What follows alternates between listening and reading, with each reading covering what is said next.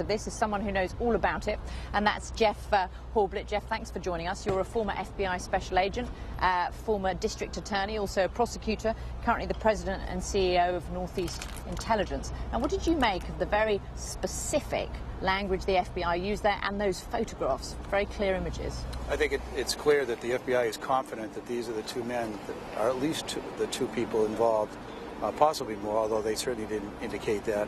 But clearly their confidence, the tone, tenor, and the characterization of these two men as suspects makes it clear that they're confident these two men are involved. So how long do you think it might take for these men to be identified, potentially? The clarity of those photographs would lead me to believe that it would not be long before somebody recognizes and notifies authorities. But clearly this is tense, isn't it? I mean, they're described as extremely dangerous.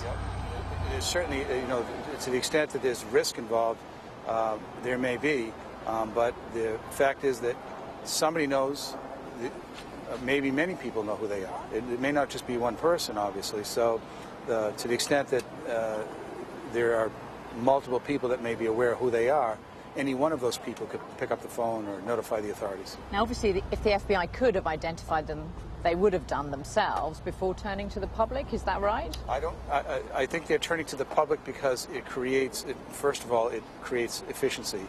People who know these men will immediately recognize them. It's almost like a relative. You see them across a room, you recognize them, you know who it is. So I think it's nothing else that speaks to their desire to efficiently and quickly identify these people. What impact does it have on the suspects? Well, I think it makes it clear that I would imagine that this would motivate them to accelerate any plans they have to try and escape or go underground. And how much reading is there going on, do you think, of intelligence chatter at the moment? Well, I'm sure that there's a fair amount. The intelligence chatter that may have earlier been out of context and not apparently relevant is certainly being examined now. That'll be useful in a number of ways, not the least of which identifying other people that might be involved. Jeff Horblit, thank you very much indeed for joining us, former FBI special agent. So, Catty, dramatic developments here on what has